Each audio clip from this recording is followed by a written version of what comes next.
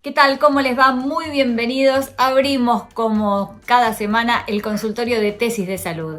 Hoy en nuestro programa vamos a estar contándote acerca de 2 medicamentos nacionales para combatir el coronavirus. ¿Querés saber de qué se trata? Quédate ahí. También ayuno intermitente, algo que está muy de moda por estos días. ¿Es un mito o un método eficaz? Y también te vamos a contar qué pasó, qué está pasando con las cirugías estéticas durante esta pandemia y esta cuarentena. Quédate ahí que ya comienza Tesis de Salud.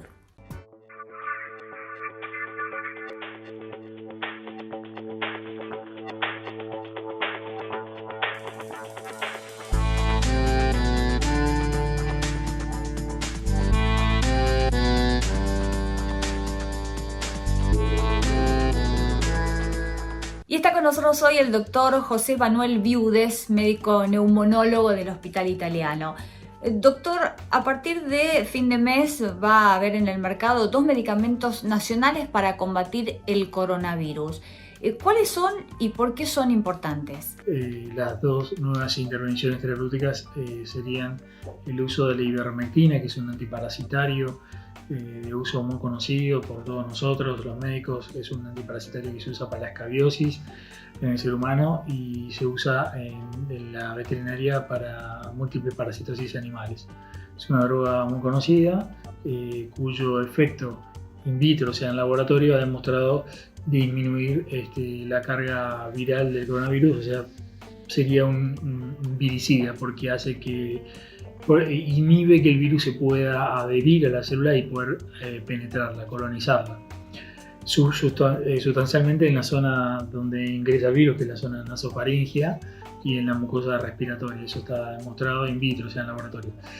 Se hicieron 2 trabajos científicos para poder demostrar 2 cosas diferentes. En un trabajo, si bien que se hizo con pocos pacientes, lo que se trató de demostrar no son mejoría de síntomas, sino midiendo la concentración de virus en pacientes infectados, a los cuales le dieron ivermectina en dosis 3 veces superior a la habitual, lograron bajar la concentración de virus y eso lo han documentado enfáticamente, o sea que es una buena noticia.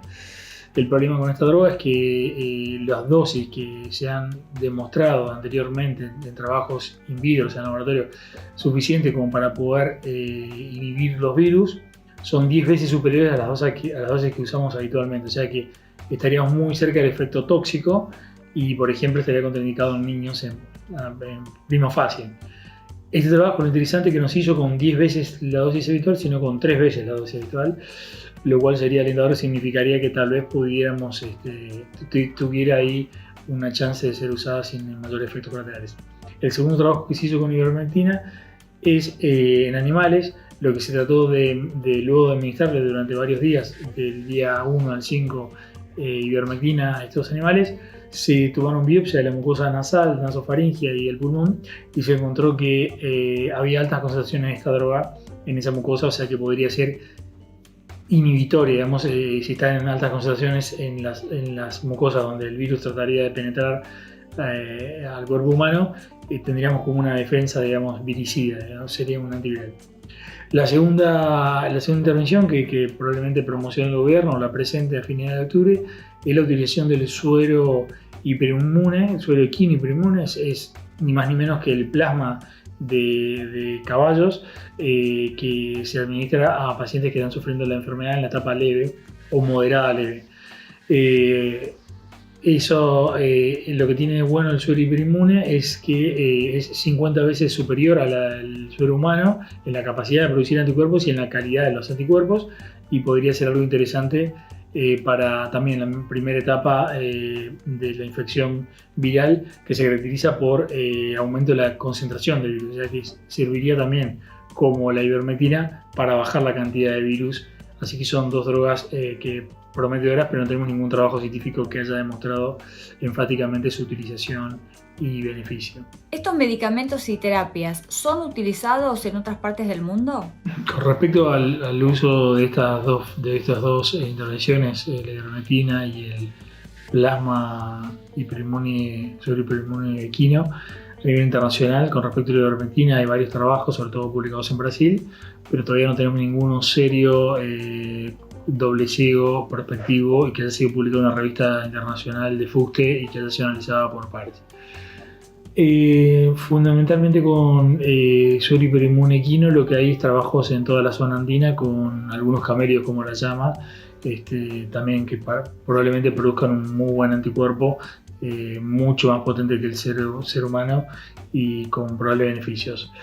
Pero lo mismo que pasa con el suero hiperinmune equino en Argentina, todavía son trabajos que están en proyección. El de Argentina es multicéntrico. Hay varios hospitales, yo creo que en un mes o 2 meses tendremos los resultados. El italiano es uno, se aplica por vía endovenosa en 2 oportunidades con 24 horas de diferencia y se tarda más o menos 1 hora en la infusión. Sería para pacientes leves y moderados sin hipoxemia. La ivermectina ya dijimos lo mismo, así que bueno, creo que son 2 drogas prometedoras, pero necesitamos alguna evidencia científica más sólida que nos pueda documentar con certidumbre que se puede usar en seres humanos, que son drogas seguras, que sus efectos colaterales no son importantes y lo más importante es que los beneficios son estadísticamente significativos con respecto al placebo. ¿Cómo van a convivir estos nuevos fármacos con los medicamentos que ya se utilizan, doctor? Básicamente sería interesante poder demostrar seriamente, como dijimos antes, que estas dos intervenciones sirven, las dos o una de las dos, porque sería un tratamiento que vendría a usarse en una parte que la tenemos huérfana, digamos. La infección, como dijimos, tiene 2 partes. La primera parte es producida por el virus y su carga viral, que es entre el día 1 y el día 7. La segunda parte, que solamente el 80% atraviesa la primera parte.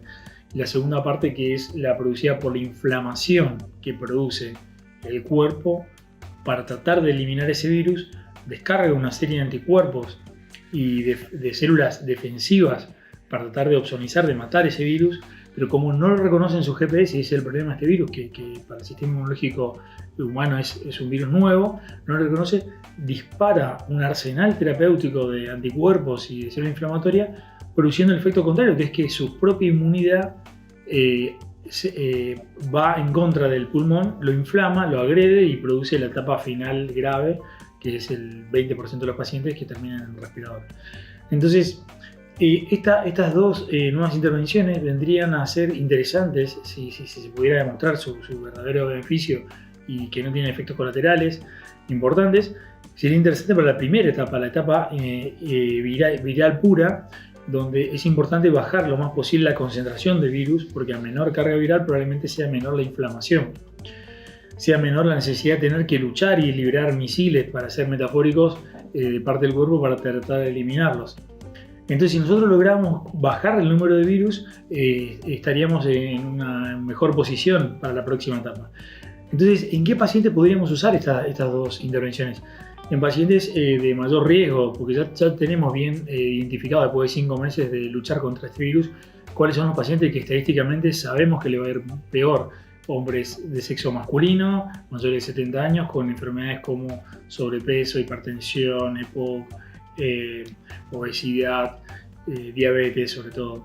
Entonces, si nosotros identificáramos a ese grupo de pacientes y lo tenemos bien educado, le decimos, mire, si usted sufriera esta infección, tiene que ocurrir precozmente, porque tenemos, si lo pudiéramos demostrar, 2 intervenciones o 2 fármacos que usados en la etapa precoz podrían cambiar el curso de su enfermedad.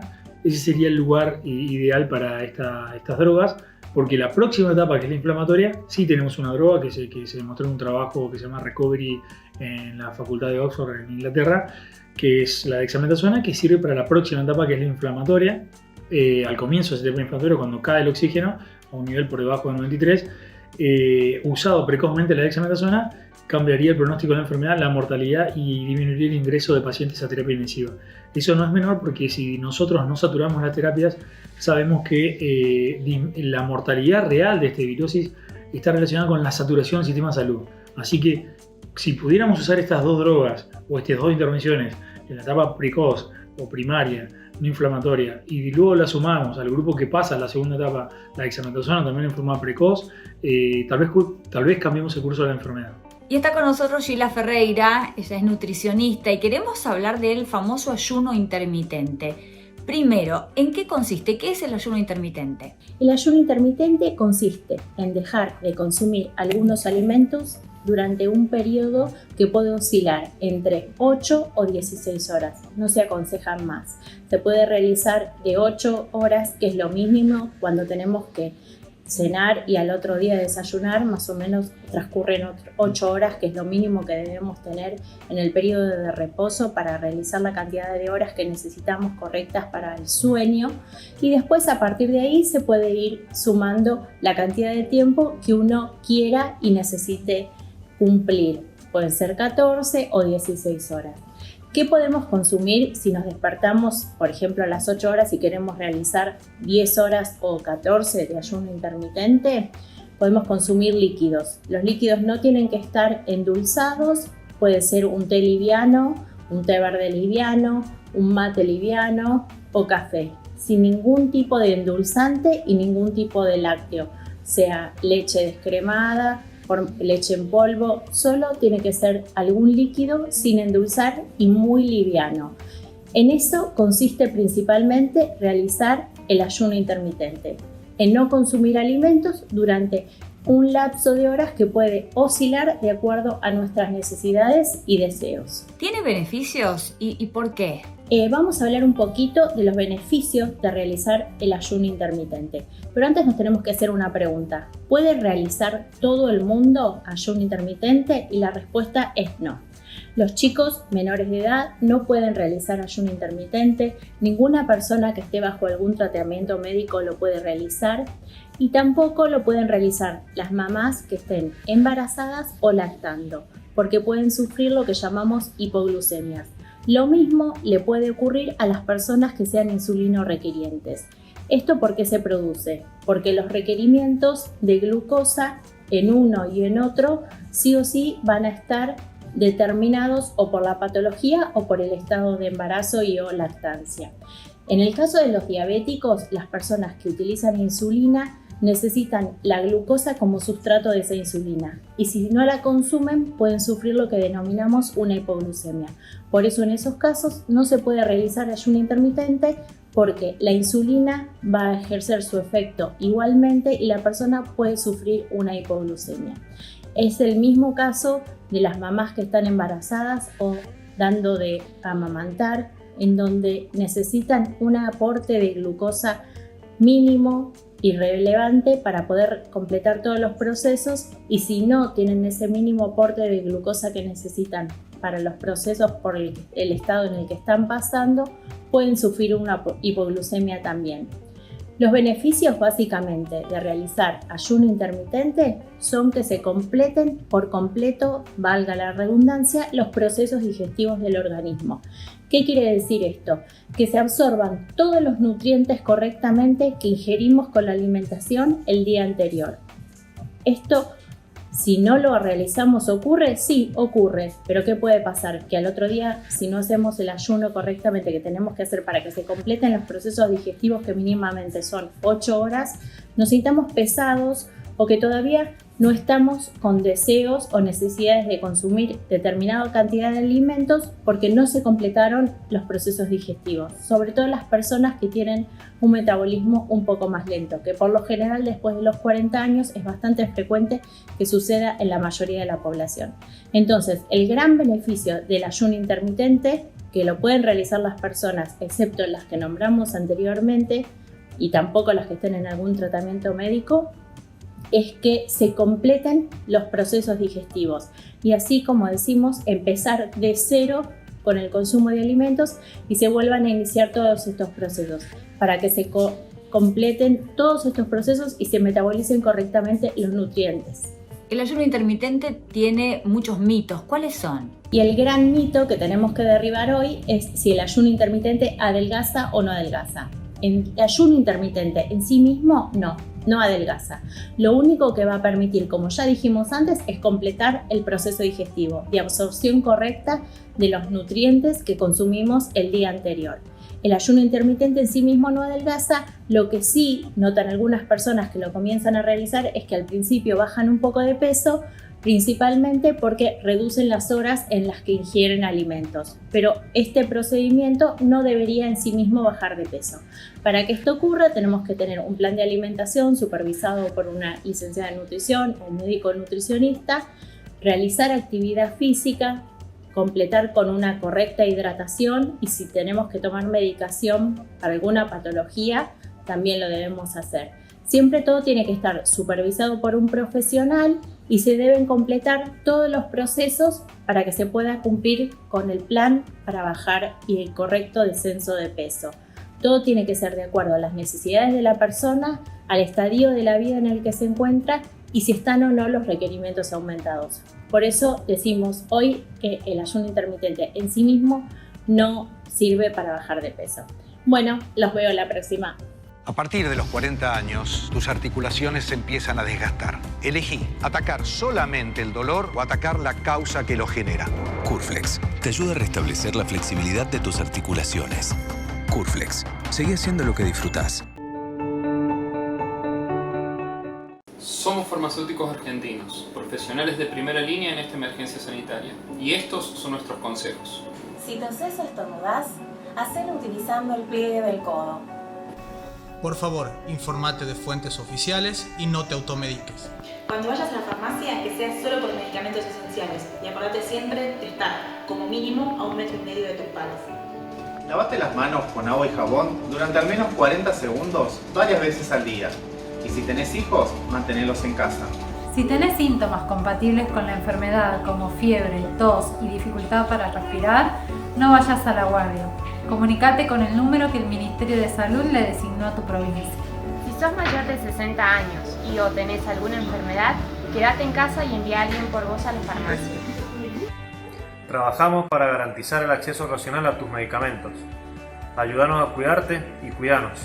Solo de nosotros depende el costo que tendrá esta pandemia. Por favor, quédate en casa. Quédate en casa.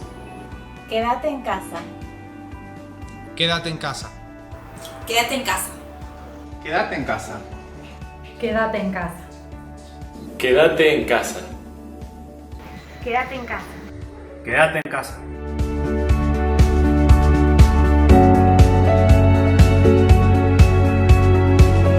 La doctora Graciela Aguirre es especialista en cirugía plástica y reconstructiva. Está hoy con nosotros y queremos saber, doctora, ¿qué pasó con las cirugías plásticas durante la pandemia? Te cuento que la mayoría de las instituciones las tuvieron suspendidas. Recién hace un mes aproximadamente, la mayor parte de las instituciones rehabilitaron los quirófanos con estrictos protocolos. Uno de ellos es que entre 24 y 48 horas antes del procedimiento el paciente se hace un hisopado que por supuesto tiene que ser negativo y a esto le sumamos que la mayoría de los procedimientos se trata de que sean ambulatorios a fin de que el paciente no esté internado y entonces disminuyan los riesgos. ¿Cuáles son las cirugías estéticas más solicitadas? Sigue siendo la primera la cirugía del implante mamario. El aumento mamario hace muchos años ocupa el primer lugar de las operaciones solicitadas por nuestros pacientes. Le sigue la lipoescultura o lipoaspiración para el remodelado corporal, luego las dermolipectomías por descenso masivo de peso o simplemente posmaternidad.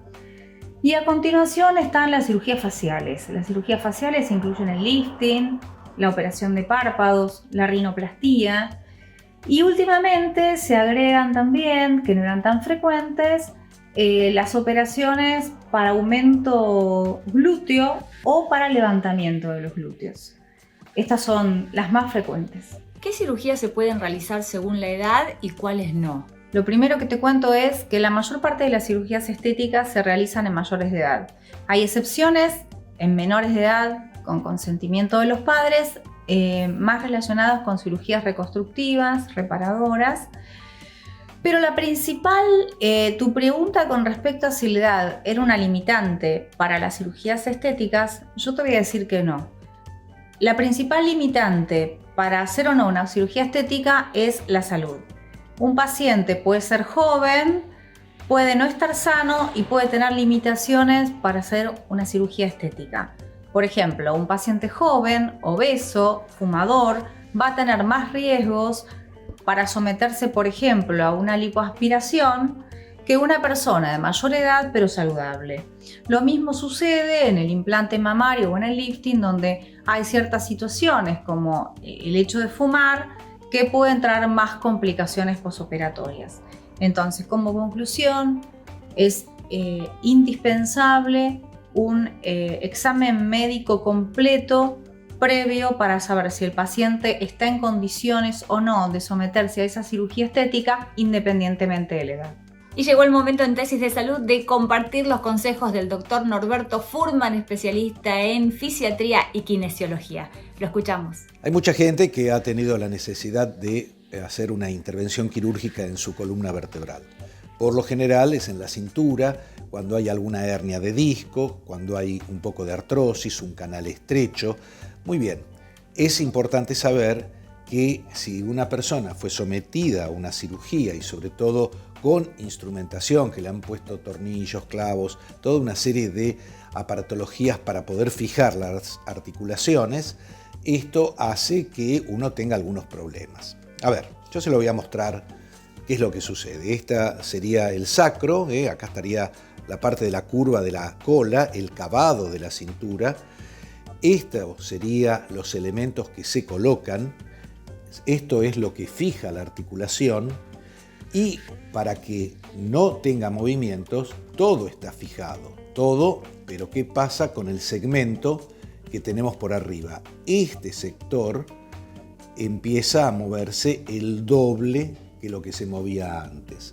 O sea, si esto está fijo, esto se mueve mucho y empieza con los problemas que hay en las puntas que quedaron móviles.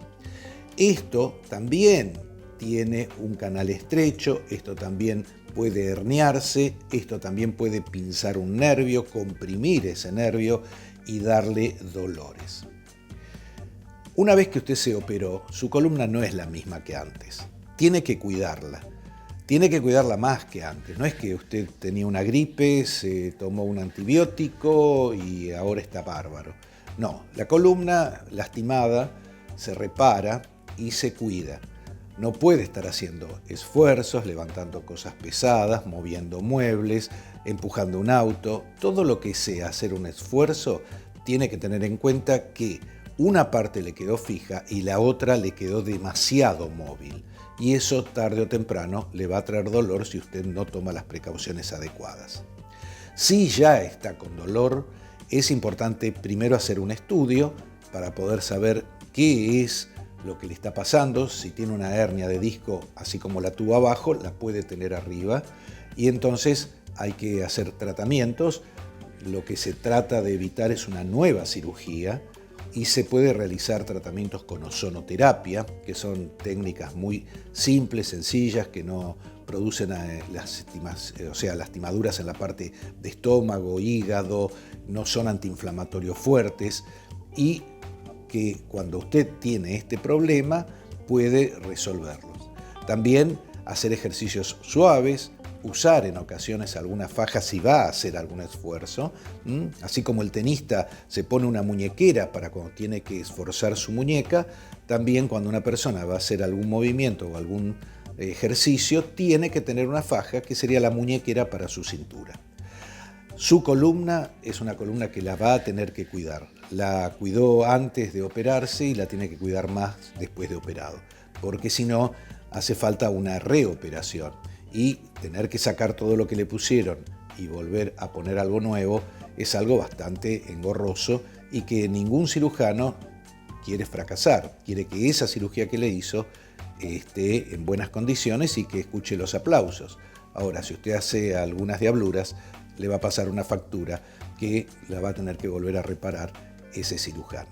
Así que la columna a cuidarla, saber que existen tratamientos si usted tiene dolores para ver si se puede evitar una reoperación y saber que esa columna lo puede acompañar el resto de su vida sin traerle mayormente problemas, bueno, si usted la cuida. Y de esta manera llegamos al final de Tesis de Salud. Agendate la próxima cita, el sábado que viene, como siempre, para seguir aprendiendo a cuidarnos juntos. Chao.